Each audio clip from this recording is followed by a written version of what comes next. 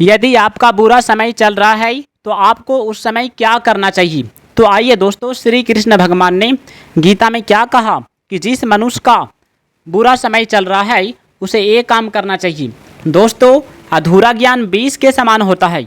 जानने के लिए वीडियो को पूरा जरूर देखिएगा, छोड़कर नहीं भागिएगा। तो आइए, भगवान श्री कृष्ण ने क्या कहा। सबसे बड़ी बात, हैरान करने वाली बात, भगवान श्री कृष्ण कहते हैं दूसरों की भलाई के कार्य करते समय मनुष्य अपना संबंध ईश्वर से जोड़ लेता है और जीवन से जुड़े व्यवहार करते समय संसार से संबंध जोड़ लेता है। यह भूल है। दोनों ही काम के समय ईश्वर से संबंध जोड़ना भक्ति और ज्ञान का मार्ग खोलता है। दोस्तों, मन वहीं लगता है जहाँ प्रेम होता है। जिससे प्रेम होता है उसका चिंतन अपने आप हो जाता है। चेतन और नित्य होने के कारण जीव यानी कि आत्मा का भगवान से संबंध स्वतः सिद्ध हो जाते हैं, क्योंकि यह जीव परमात्मा का ही अंश है। भगवान श्री कृष्ण कहते हैं जिस मनुष्य का लक्ष्य सांसारिक धन संपदा का संग्रह और उनसे सुख लेना नहीं है, बल्कि एकमात्र परमात्मा को प्राप्त करना है, उसमें सांसारिक भोग और उनका संग्रह करने की इच्छा बिल्कुल नहीं रहती। दोस्तों, जहाँ प्रेम होता है वहाँ मन तो लगता ही है, और लेकिन दोस्तों जहाँ श्रद्धा होती है वहाँ बुद्धि लगती है। ज्ञान और भक्ति दोनों ही संसार का दुख दूर करने में समान भूमिका निभाते हैं, परंतु दोनों में ज्ञान के मुकाबले भक्ति की महिमा अपरंपार है, क्योंकि ज्ञान में तो अखंड रस की प्राप्ति होती है, लेकिन दोस्तों भक्ति में अनंत रस की प्राप्ति होती है जो निरंतर बढ़ता रहता है। नेत्रों की दृष्टि और शब्द आपस में कभी नहीं टकराती। शरीर से लगाव नहीं रखना चाहिए, समाज से लगाव रखना चाहिए। शरीर से लगाव रखने से अहंकार का भाव बढ़ता है, जबकि समाज से लगाव रखने पर अहंकार समाप्त हो जाता है। दूसरों की पैसों और चीज़ों तथा दूसरों से सेवा कर देना ही नहीं, बल्कि अपने लिए कुछ भी न चाहकर दूसरों का हित कैसे हो, उन्हें सुख कैसे मिले, हमें दूसरों के सुख के बारे में सोचना पड़ेगा। इस भाव से कर्म करना ही सच्ची सेवा माना जाता है। जैसे बिना किसी से प्रेरणा पाए मनुष्य यत्नपूर्वक अपने शरीर की देखभाल करता है, इसका अहंकार भी नहीं करता है, इसी प्रकार दूसरों की सेवा करना सच्ची सेवा माना गया है। बुराई का त्याग होने पर दूसरों की जो सेवा होती है वही सबसे बड़ी सेवा होती है। दान पुण्य से भी नहीं हो सकती, इसलिए बुराई का त्याग भलाई का मूल है। जिसने बुराई का त्याग कर दिया है वही प्राणी मात्र की भलाई में जुट सकता है। जैसे समुद्र में जल ही जल होता है, ऐसे ही संसार में मृत्यु ही मृत्यु होती है। संसार में पैदा होने वाली कोई भी वस्तु शाश्वत नहीं होता, वह हर क्षण मृत्यु की ओर बढ़ता ही चला जाता है। इसलिए संसार को मृत्यु का सागर कहा है। दोस्तों, मनुष्य में अनुकूल एवं प्रतिकूल दोनों आदतें रहती है। सांसारिक घटना, परिस्थिति तथा प्राणी पदार्थों में अनुकूल प्रतिकूल आदतें राग एवं द्वेष उत्पन्न करके मनुष्य को संसार में बांध देते हैं। मनुष्य जिस भाव से भगवान की शरण लेता है उसी भाव से भगवान उसे आश्रय देता है। मैं क्या हूँ इसका तो पता नहीं, पर मैं हूँ इसका सबको पता है। मैं क्या हूँ को खोज लेना ही ईश्वर को पा लेना है। मन भगवान में लगाने से संसार का चिंतन नहीं होगा, और बुद्धि भगवान में लगाने से मनुष्य को संसार के आश्रय की आवश्यकता नहीं रह जाएगी।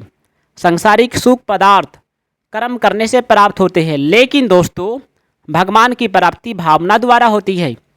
कर्मों को भगवान को अर्पण करने से व्यक्ति आसानी से भगवान को प्राप्त हो जाता है। किसी एक विषय में होशियारी प्राप्त करने के लिए बार बार प्रयत्न करने का नाम अभ्यास है।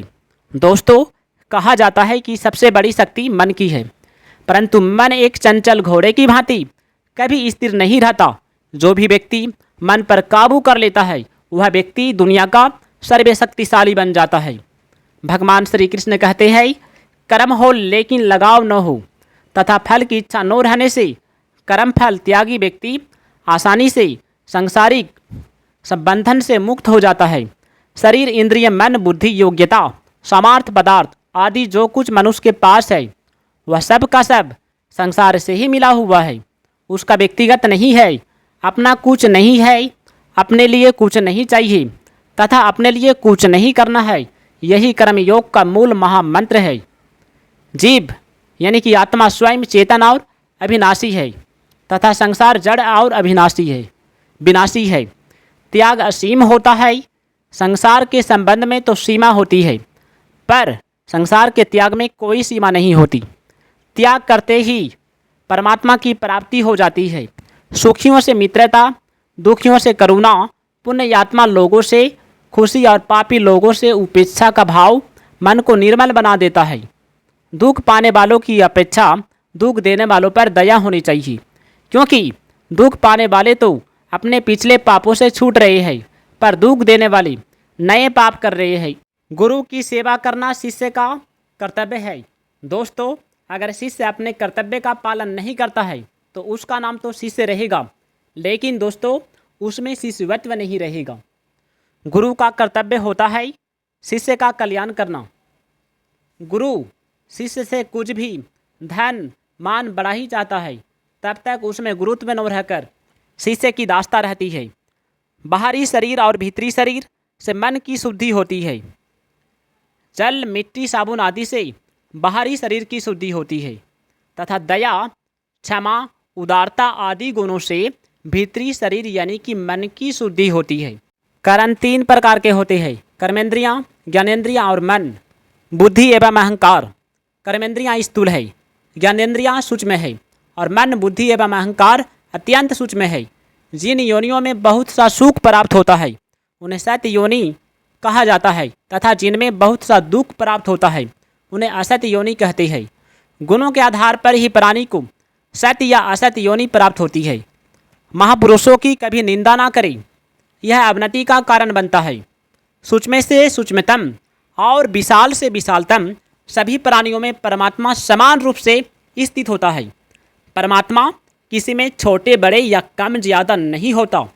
घर के अंधेरे को मिटाने के लिए प्रकाश को तो लाना ही पड़ता है, लेकिन दोस्तों ईश्वर को कहीं से लाना नहीं पड़ता। वो शाश्वत सदैव हर स्थान पर मौजूद होता है। भगवान हर जगह में स्थित होता है। इसलिए दोस्तों हमें भगवान की पूजा करना चाहिए। हमें भगवान का बात को अवश्य मानना चाहिए। जो भी इस दुनिया में कर रहा है सब भगवान कर रहा है, इसलिए हमें भगवान का पूजा पाठ करते रहना चाहिए। दूसरों की भलाई अवश्य करना चाहिए। दूसरों के सुख दुख के बारे में हमें अवश्य चिंतन करना चाहिए।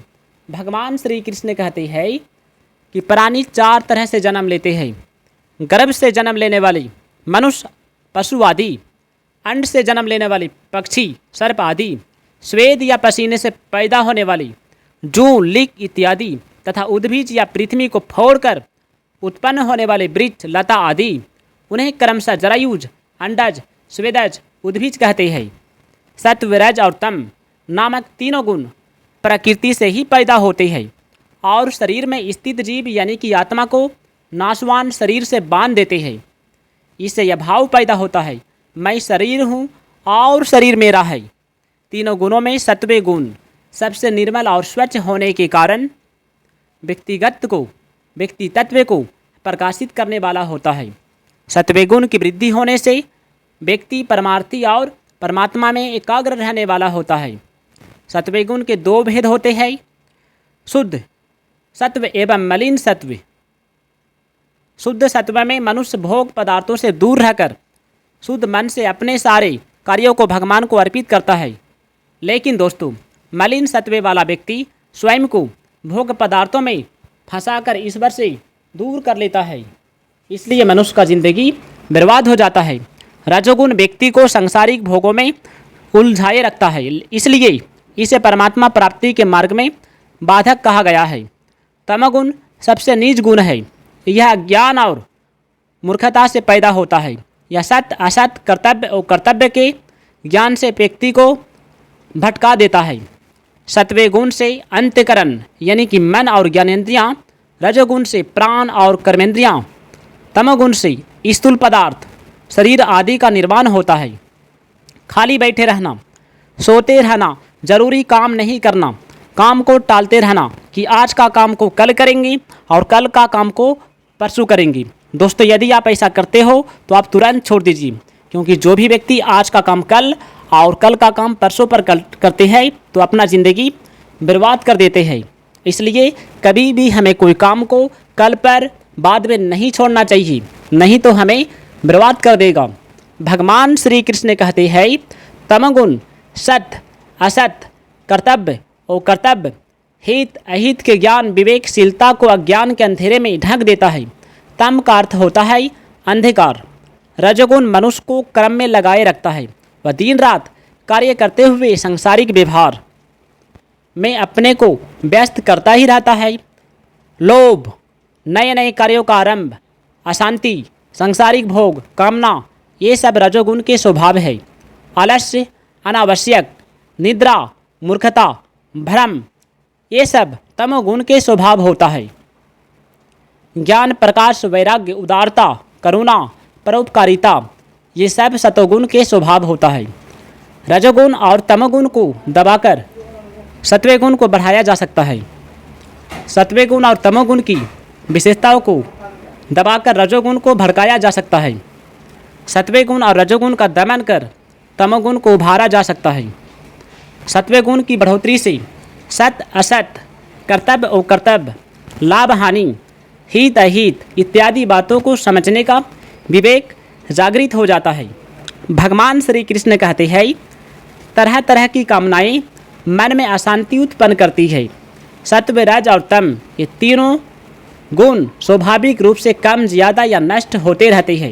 ये किसी भी समय कम ज़्यादा ऊपर नीचे हो सकते हैं। इनके प्रभाव को मनुष्य पर प्रत्यक्ष देखा जा सकता है। सत्व गुण का स्वरूप निर्मल, स्वच्छ और विकार रहित होता है। दोस्तों यदि वीडियो अच्छा लगे तो वीडियो को लाइक कीजिएगा, चैनल को सब्सक्राइब कीजिएगा और कमेंट में जय श्री कृष्ण राधे राधे ज़रूर लिखिएगा। जय श्री कृष्ण।